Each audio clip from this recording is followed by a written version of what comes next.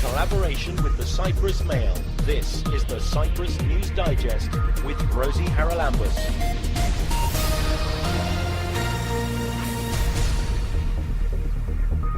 Coming up on the programme this week, thousands of children in the north of Cyprus are being denied a Cypriot passport and remain stateless. The children of Turkish Cypriots who hold a Republic of Cyprus passport cannot get the Republic of Cyprus passport or nationality if the other parent is from Turkey. The European Commission Vice President for Jobs, Growth, Investment and Competitiveness says we must promote a circular economy. Circular economy is a rising way to organize private economy, and I call it as an industrial leg of climate policy because in order to reduce emissions, it doesn't mean that we have to hit industry badly. And we get an insight into the lives of Cypriot aristocrats under Venetian rule. So that gave me the opportunity to investigate this particular aspect of the lifestyle of the Cypriot aristocracy back then. We were talking about the 16th century. Cyprus was under Venetian rule from the late 15th to the late 16th century. In the Sunday Mail last weekend, there was a shocking story about the failure of the Republic of Cyprus to grant citizenship to children who come from Turkish Cypriot mixed marriages. It was written by freelance journalist Ezra Aygun, and she joins us now. Ezra, can you just put us in the picture with what is going on here? This sounds shocking. Yes, actually this has been going on for years, and only now it is coming to the attention of the international actors and institutions. The problem is that the children of Turkish Cypriots who hold a Republic of Cyprus passport cannot get the Republic of Cyprus passport or nationality if the other parent is from Turkey. Other mixed marriages also have reported problems in passing their Rosie nationality to their children, but we see in some of the researches that have been conducted that this is mainly a concern about children with one Turkish parent. And we have to remember that a Turkish parent does not necessarily mean a settler. And this is, I think, the main issue here. What is happening is that, and this was also the defense of the Republic of Cyprus yesterday at the UN Human Rights Council, the main argument is that these are the children of settlers who were brought to the island illegally, and of course population transfer is a war crime, and there is no question about that. So we have to, take certain measures against giving them certain rights. Now, there are two questions about this. How humane or fair or just is it to punish the children of settlers, even if these people are settlers? And how fair is it to punish the children for a crime committed by a state? Now, this is one question. And the other and bigger, and I think the main question or a problem is that not all these Turkish parents are settlers. There are thousands of cases where a Turkish Cypriot goes abroad, meets a Turk at the university, at work, on holiday, whatever, fall in love, have a relationship, have children, and then move to Cyprus. And you cannot call every single person with a Turkish nationality who is married to a Turkish Cypriot a settler and punish their children. This has become, I think, a huge human rights violation, with tens of thousands of children becoming the victim of this now. And as you know, Rosie, the Turkish Cypriot nationality is not a valid nationality. Yes, these children can get Turkish Cypriot nationality, but since this is not a recognized state, basically these children fall in the category of stateless. So then what we have is thousands and thousands of children in the north who are basically stateless and do not have a valid nationality. When you say, I mean, you just talk about huge numbers there. Has anybody managed to count them? We know that there are around 17 to 18,000 mixed marriages with a Turkish Cypriot parent with a Republic of Cyprus nationality and a Turkish parent. So 17 to 18,000 marriages we are talking about. They have 2 kids on average, I don't know. This would make 35,000 children. Okay, it's a huge number. But what about the UN human rights of the child? Exactly. Now, this is becoming an issue now. We have had a research team from the Maastricht University last year, actually, coming to Cyprus to conduct a research about these children and the discrimination they face when they apply to get a Republic of Cyprus nationality. We have had the Institute of Statelessness, which is an international organization, write a report about this. And this report, co-written by the team from Maastricht University and the Institute of Statelessness, was submitted to the UPR. And the UPR is a meeting under the UN Human Rights Council where the human rights issues of all the UN member states are reviewed. And this meeting was yesterday, and there was a lot of UN member states who referred to this problem.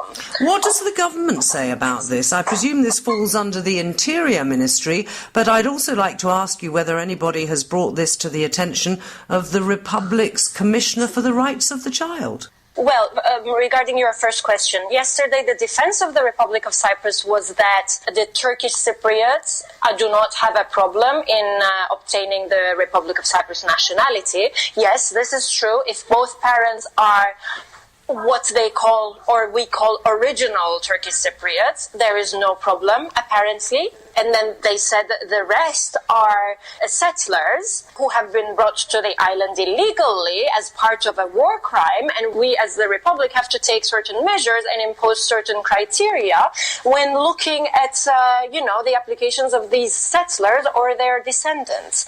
And this is where the problem lies, as I just explained before. I know that the Turkish Cypriot Teachers Union, and this has been also reported by the Cyprus Mail before, has made an initiative and has taken this case to the ombudswoman of the Republic of Cyprus, who said she could not really help with this case and that this is a policy of the Republic of Cyprus, and as long as the occupation in Cyprus continues, this problem basically will, have to be looked at within that framework. So they could not get any help there. So then they went to the Interior Ministry of the Republic, who promised that they would start looking at these cases, one by one, because as I said, not all these cases involve a settler. In fact, most of these cases don't involve a settler.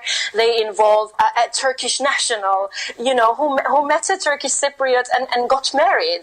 You just cannot group all of these people as in this huge, class as settlers. Ezra, I need to interrupt you because for people who are not familiar with the situation in Cyprus, we should clarify that when you talk about settlers, you are talking about the thousands and thousands of mainland Turkish people who have been shipped over to the northern part of Cyprus by Turkey with the specific intention of changing the island's demographic. So we need to make that clear. True, Rosie. And not only were they shipped here, they were also given Greek Cypriot properties, Greek Cypriot lands for free, and were encouraged to, continue their lives here. And In my personal opinion, these people are also victims of their state's policy and victims of their state's crimes. But that's another, issue. But what we are talking about when we are talking about these children are not necessarily, settler parents. We are talking about every single Turkish national who has married a Turkish Cypriot. Okay, we have to wrap this up, Ezra. Let me just ask you again about the Cypriot government's commissioner to protect the rights of the child, Lida Kursumba. What does she say? Mm-hmm. I am not aware of any attempt to see her. As I said, I only know that the ombudswoman wasn't in no position to help. And then the interior minister has actually told the Turkish Cypriot Teachers Union that they are going to appoint a team to start looking at these cases one by one. But what I was told as I was writing the report last Sunday by the head of the Turkish Cypriot Teachers Union was that there was no progress, although this team was supposed to have been appointed in August last year. So not a single case has been looked into, or there has been no progress in that. With the help of the Turkish Cypriot Teachers Union, are taking legal steps, are going to the courts of the Republic of Cyprus, demanding their rightful access to nationality. We have to leave it there, Ezra. A pleasure talking to you. We'll follow the story. Doubtless you'll be following it up in the Cyprus Mail. And thank you very much indeed for joining us. Thank you, Rosie. Thanks. That's Ezra Aygun, who is a freelance journalist and covered that story of the stateless children in northern Cyprus. Keep up to date with events in Cyprus and around the world with the Cyprus News Digest. Earlier in the week, the European Commission's representation in Cyprus held a citizens' dialogue. It was entitled The Future of Europe and Tomorrow's Mega Trends. Well, the speaker and the person in the hot seat answering the questions from citizens of Cyprus was the Vice President of the European Commission, responsible for jobs, growth, investment and competitiveness. He is Jyrki Katainen, and thank you very much indeed for joining me. First, let's talk a little bit about what your remit is in the European Commission, because it seems like a huge one. Jobs, growth, and especially when we have so much youth unemployment. How do you go about doing that? Yeah, indeed, it's a full-time job, as the title says. I'm responsible of investment policies, how to use European financing tools to boost investment in member states. Also, I'm in charge of some economic areas like circular economy, single market-related issues and trade policy. They all have a link to the growth and modernization of the European economy. And then I coordinate the work of various commissioners from investment and growth point of view. For instance, environment and agriculture commissioners belongs to my team. There's a very different requirement, isn't there, in different EU countries. Some are big, some are small, some are north, some are south. Some have terrible youth unemployment, and others seem to have cracked that problem. How do you integrate all of that together to give governments of various countries maybe suggestions about best practice? Can you do that? Yes, indeed, we can. But addressing these burning issues are usually a matter of cooperation between the EU institutions and member states. Some issues like labor policy or active labor policies or education is purely in the hands of member states. But yet we can provide information and technical assistance to member states according to requests if they want to reform education system or to learn from the other member states on best practices how to create more effective labor policies. So, but can I just say, are there specificities because of the cultural differences? Because what works in one country may not work in another. Exactly. So, for instance, if you compare Nordic countries, Sweden, Finland and Denmark, they are quite close to each other when it comes to the overall design of the society. There, typically, taxes are quite high, social inclusion is very high, They are very open international economies. They don't want to protect their own markets, etc. It's kind of a design which is common for Nordic countries. Whereas in some other parts of Europe, notably in southern part of Europe, government's role is more limited than in north. So you cannot copy one's model as such to another countries, but of course you can learn something. For instance, if looking at the Austrian apprenticeship system, it's very good, well functioning, and I could easily imagine that the basic features of it could be copied to another countries also quite easily.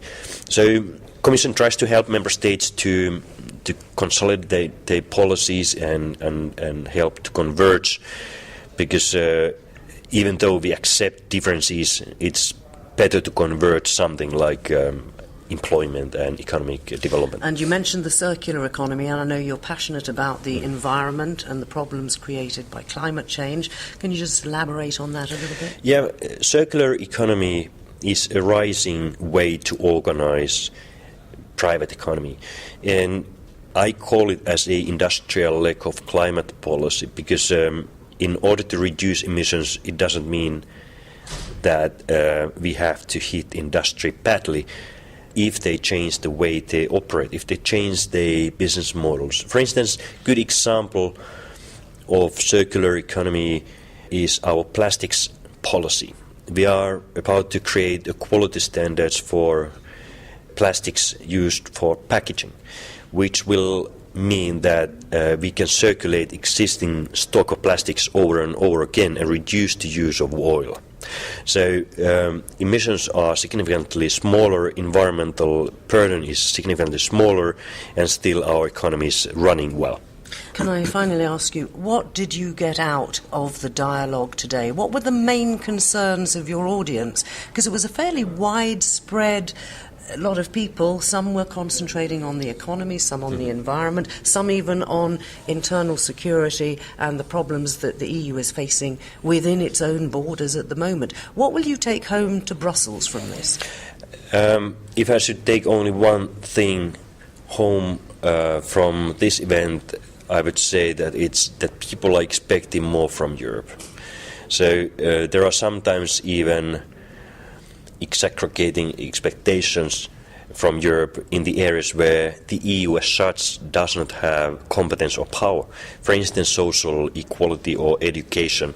Those are typical examples which are purely in the hands of member states, but still people are more often than before asking that EU should do something in order to solve the problems which are national in nature. But there were also very, very good other expectations which falls under the remit of or falls under the power of Commission and the EU institutions. So this is quite typical. You can also see the same phenomena in surveys. For instance, Eurobarometer tells that people are expecting more and more from Europe today, and that's a good basis, of course. But it does suggest that people are not really aware of how the EU operates and Exactly. what is a national competency and what the Commission can do. So how do you get that across? Because if they had a greater understanding, perhaps their expectations would be more realistic. That's true. Actually, the most important thing is that we need more active national politicians, prime ministers, presidents, governments, members of parliament, who tells to their own citizens what do they expect from Europe and what are the policy priorities they want to get through in the European level. So it's the only meaningful way to let people understand what is the European issue, what is relevant, is Europe relevant at all. Because if national politicians don't speak on Europe, then people don't find the relevance of the European Union. And that is the Vice President of the European Commission, responsible for jobs, growth, investment and competitiveness, Jyrki Katainen, who was in Cyprus earlier this week for a citizens' dialogue on the future of Europe and tomorrow's megatrends. You can subscribe to the Cyprus News Digest on iTunes for free and get the program downloaded to your phone or tablet so you can listen anytime, anywhere. Dr. Tassos Papakostas is a senior lecturer in Byzantine material culture at the Department of Classics at King's College in London.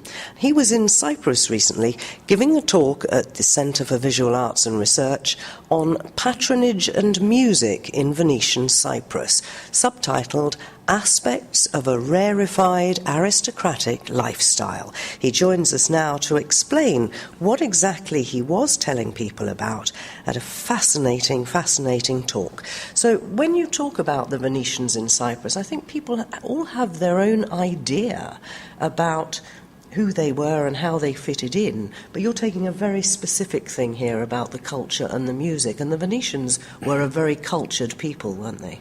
Indeed, of course they were, and that's precisely what links, well, the aspect I talked about during that lecture, about links, cultural links between Venice and Cyprus, using one specific, very small piece of evidence, actually, which is a book of madrigals composed by an Italian composer and dedicated to a Cypriot aristocrat and members of his entourage, members of his family, friends, acquaintances, associates.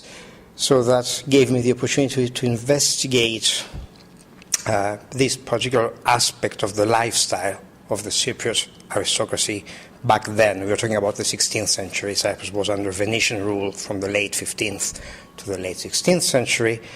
And that tiny piece of evidence opens a very large window into a virtually unknown world having to do with the daily life, the lifestyle, the sort of pastimes that these people were engaging in at the time in 16th century Nicosia.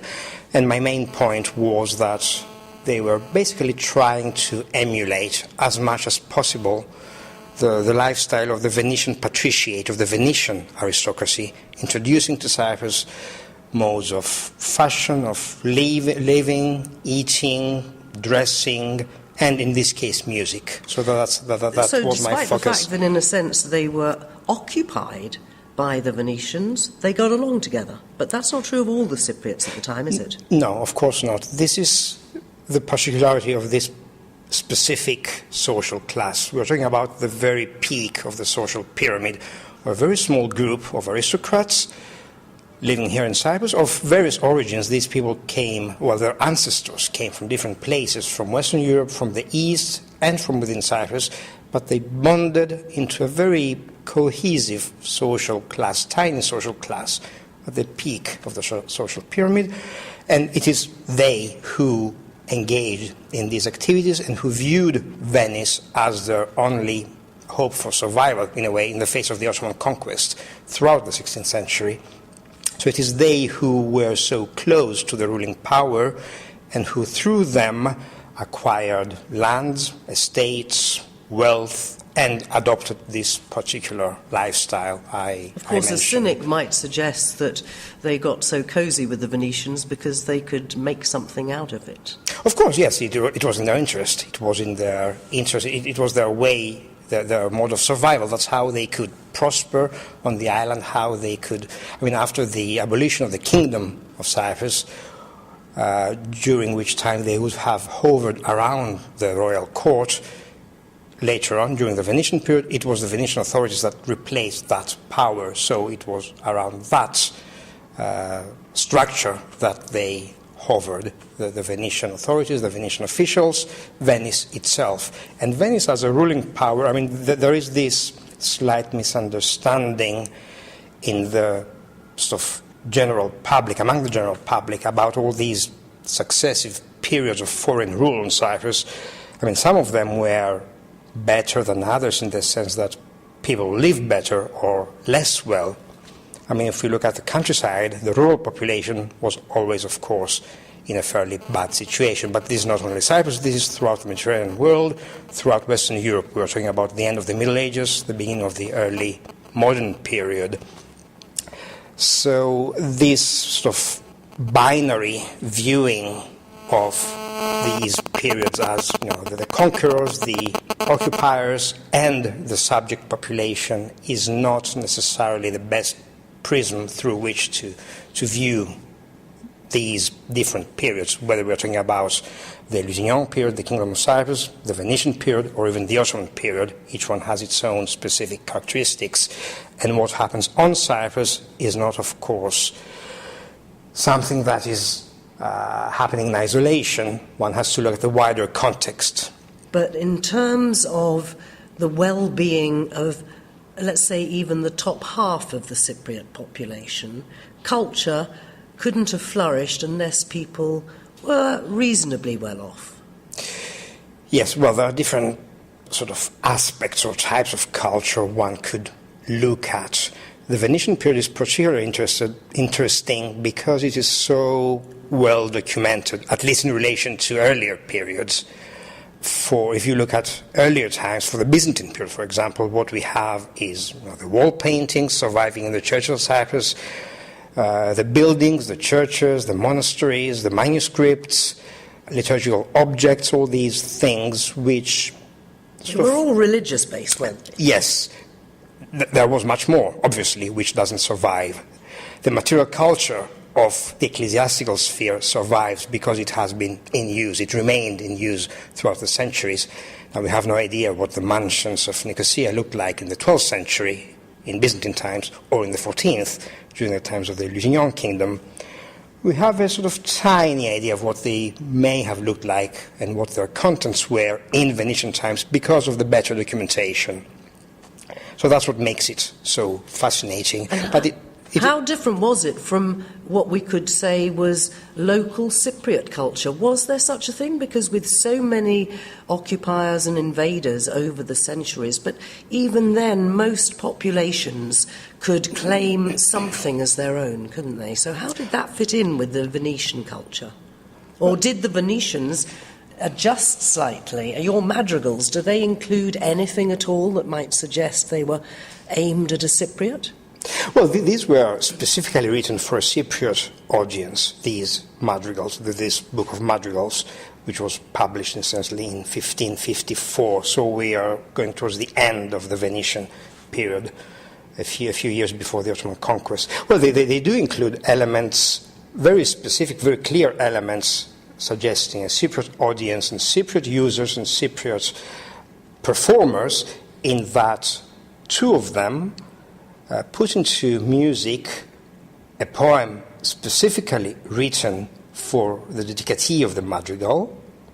So it's a poem written in Italian here in Nicosia for a Cypriot aristocratic woman celebrating her recent marriage. And the other puts into words a Cypriot poem, so a poem written in the Greek used on Cyprus at that time. All the other madrigals, as was very common in this period, put into words very well-known poems by Italian poets, both of this and earlier times, like Petrarch and Boccaccio and Ariosto and such luminaries of Italian poetry. But we have these two exceptions that point very clearly towards a Cypriot audience and Cypriot users for this. And what about Cypriot instruments? I mean, we have world music now, and there is a tendency for people to incorporate different instruments, or even, if in a sense, rewrite or rework classic types of music using different instruments. Was there any indication that the Venetians did that and included maybe some of our local Cypriot instruments? Not that I know, but there may be others who know much more. I don't know about this. I know that people have looked into the music of this period, especially popular music, through depictions, again, what we see in wall paintings. But it's, again, religious paintings that incorporate elements of daily life in religious scenes, in the same way they do in Renaissance Italy when you see angels playing contemporary instruments of the time when the painter was creating that work.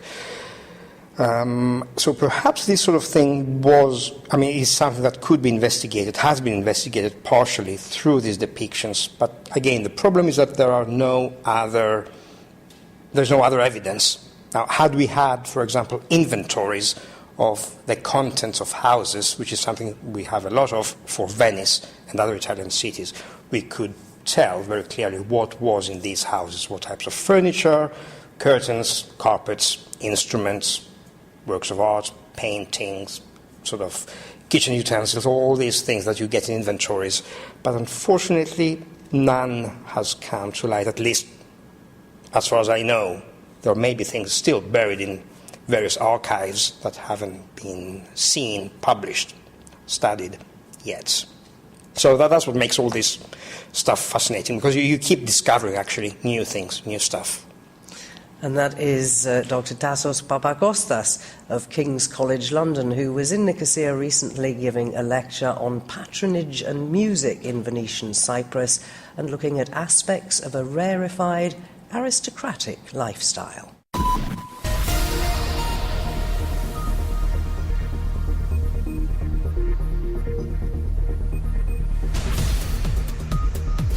Well, that about wraps up this edition of the Cyprus News Digest. Many thanks for your company. Hope you'll join me next week. Till we meet again, take care and God bless. Bye-bye now.